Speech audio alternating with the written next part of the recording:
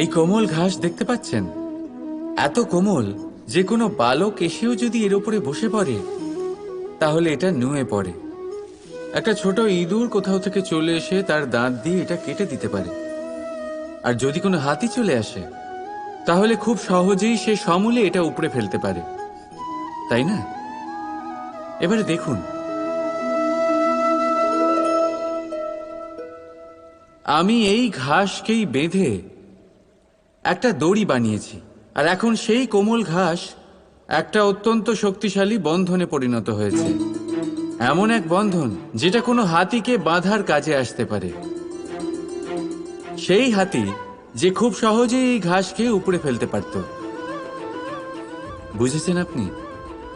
এই দড়ির মতো যদি আপনারা একসাথে থাকেন, একে অপরকে সাহায্য করেন, পাশে থাকেন, তাহলে যত বড়ই সমস্যা হোক না কেন সেটার সমাধান বড়ই সহজে আপনারা বের করে ফেলতে পারবেন। রাধা রাধা। কতবার এমন হয় আপনি কোনো কাজ করার জন্য কাউকে দায়িত্ব দেন, কিন্তু সেই ব্যক্তি সেই কাজ সম্পন্ন করতে পারে না, অসম্পূর্ণ রেখে দেয়, অথবা ঠিকভাবে করতে পারে না। এবার এই পরিস্থিতিতে কি হয়? আপনি ক্রুদ্ধ হয়ে যান, তার উপরে আপনি রেগে যান, তাকে তিরস্কার করেন, আর তারপরে সেই কাজ সম্পন্ন করতে আপনি নিজেকেই নিযুক্ত করেন, আর শেষ পর্যন্ত সেই কাজ সম্পন্ন হয়েই যায়। এবার এই বিষয়ে সমস্যা সেই ব্যক্তির চেষ্টায় নয়, সমস্যা আপনি যে সেই ব্যক্তিকে ভরসা করলেন তার ছিল। আমরা অন্যের প্রতি ভরসা করাকে প্রথম পদক্ষেপ বানিয়ে নিই, আর নিজের উপরে বিশ্বাসকে শেষ সম্বল। কিন্তু তার বদলে এটাই হওয়া উচিত যে নিজের উপরে ভরসাকে আমরা প্রথম পদক্ষেপ বানাই, তাকে নিজের সহায় মানতে হবে। যদি আপনি এমন করেন তাহলে পরিণাম আরো সুখকর, আরো আনন্দদায়ক হবে। তাই মনে রাখবেন, এই সংসারে আপনার সবথেকে বড় ভরসা আর কেউ নেই। এই সংসারে আপনার সবথেকে বড় রক্ষাকর্তা আর কেউ নেই, বরং আপনি নিজেই। রাধা রাধা। প্রেম, এই প্রেম মানুষকে দিয়ে কি না করাতে পারে। বড় বড় কাজ করাতে পারে, বড় বড় বাধা পার করাতে পারে। চাইলে মরুভূমিতে কুয়ো খোঁড়াতে পারে, পর্বত পার করাতে পারে, প্রতিটা অসম্ভব কার্য সম্ভব করাতে পারে। কিন্তু যদি আমি এটা বলি যে প্রেম আপনাকে দিয়ে ছলনাও করাতে পারে, তাহলে কি আপনি তা ঠিক মনে করবেন? আপনার কি মনে হবে যে এরকম হতে পারে? অবশ্যই হতে পারে। যেমন আমি ছল করছি এই মুহূর্তে আমার রাধার জন্য, আমার প্রেমের জন্য। আমি রাধার সাথে অনন্ত প্রেম করি, নিঃস্বার্থভাবে প্রেম করি, কিন্তু তাও আমাকে একটা ঠকবাজ, স্বার্থপর, লোভী ব্যক্তি হতে হচ্ছে। এই ছলনা আমাকে করতে হচ্ছে আমার প্রেমের জন্য।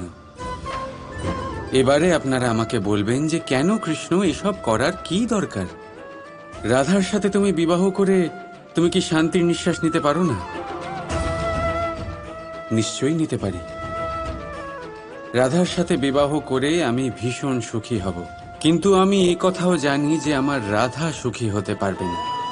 কারণ যদি এই বিবাহ হয়, তার মাতা পিতা, তার পরিবারকে বর্ষণা ত্যাগ করতে হবে। রাধার মনের মধ্যে একটা গভীর ক্ষতের সৃষ্টি হবে, দুঃখ তাকে কুরে কুরে খাবে। ও এটা মনে করবে, এটা জানবে যে ওর জন্য ওর মাতা পিতাকে এত কষ্ট ভোগ করতে হচ্ছে।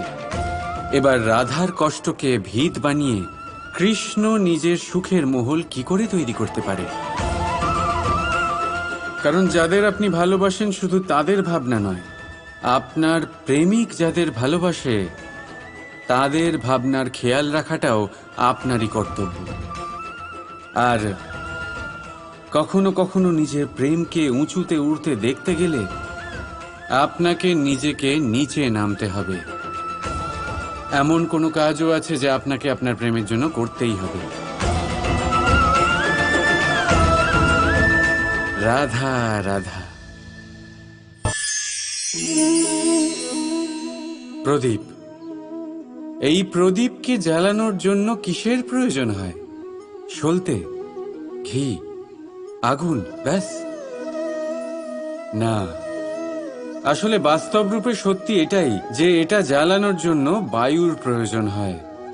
বায়ু জানা শুধুমাত্র আমাদের প্রাণদান করে, বরং এই আগুন জ্বালাতেও আমাদের সাহায্য করে। এবারে দেখুন,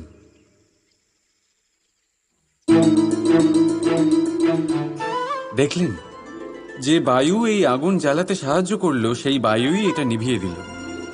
শুধু সেই বায়ুর গতি একটু বেশি ছিল, তাই না?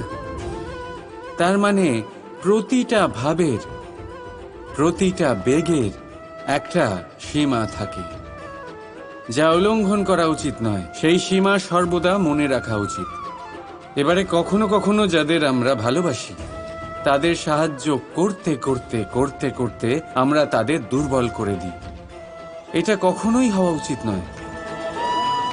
যাদের আপনি ভালোবাসেন তাদের ততটাই সাহায্য করুন যাতে আপনি তাদের প্রেরিত করতে পারেন, নয়তো তা তাদের সাহায্য করা হবে না।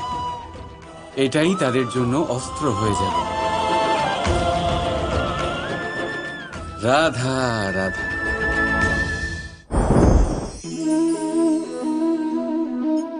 মানুষের মধ্যে একটা বিশেষত্ব আছে, আর তা হলো সে সর্বদাই ভাবে যে সে সবার মধ্যে শ্রেষ্ঠ। সর্বদা সর্বশ্রেষ্ঠ কাজ করতে চায় সে, সর্বশ্রেষ্ঠ পরিণাম পেতে চায় সে সর্বদাই চায় যে সব জায়গায় সে যশ পাক। কিন্তু যখন প্রশ্ন ওঠে প্রেমের, তখন প্রেম মানুষের থেকে অনেক উচ্চ স্থানে বিরাজ করে। প্রেমে যে মানুষকে আপনি ভালোবাসেন, সেই মানুষের প্রসন্নতা আপনি সর্বশ্রেষ্ঠর থেকেও শ্রেষ্ঠ মনে করেন। সেই ব্যক্তির কাছে হেরে গেলে মনে তিক্ততা নয়, ঠোঁটের কোণে হাসি আসে। যাকে আপনি ভালোবাসেন তাকে হারিয়ে যদি আপনি জেতেন, তবে সেটা জিত নয়, এটা সবচেয়ে বড় হার। তাই সিদ্ধান্ত আপনার। আপনি কি চান? আপনি কি চান প্রেমের জয় হোক, নাকি আপনি চান আপনার জয় হোক? রাধা রাধা। কত শান্ত, সৌম্য আর শীতল হয় একটা প্রবাহিত নদী।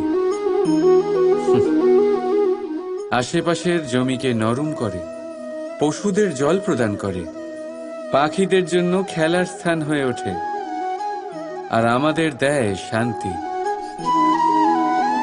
কিন্তু বানের সময় এই প্রবাহিত নদী যখন সমস্যা সৃষ্টি করে, নিজের রৌদ্র রূপ ধারণ করে, তখন কাউকে ছাড়ে না।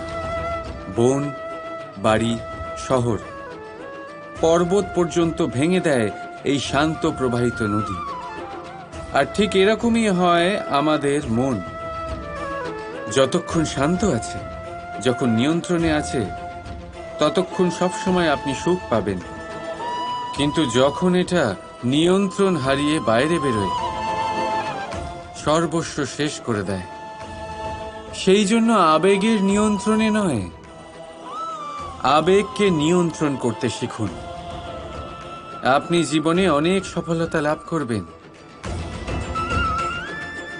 রাধা রাধা। প্রেম। দাদা আমাকে সর্বদাই জিজ্ঞেস করেন যে কানাই, এই প্রেম আসলে ঠিক কি? মানলাম যে এটা সমর্পণ, মানলাম এটা একে অপরের মধ্যে হারিয়ে যাওয়া, কিন্তু এর অনুভূতি কিরকম, এর অনুভব কিরকম?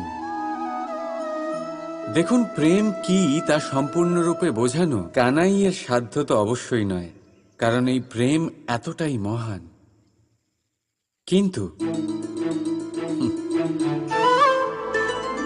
প্রেমের বিশুদ্ধ অনুভূতির বিষয়ে আমি বলতে পারি নিজের অনুভূতি থেকে। দেখুন, প্রেম প্রেম হলো সেই রং যা জীবনে মধু ভরে দেয়। প্রেম সেই ভাবনা যা মুহূর্তের মধ্যে মুখে হাসি এনে দেয়। প্রেম সেই ফুল যা মনের বাগান ভরিয়ে রাখে। প্রেম সেই চিন্তা যা মুহূর্তের মধ্যে আপনাকে সংসারের সবচেয়ে সম্পন্ন ব্যক্তি করতে পারে।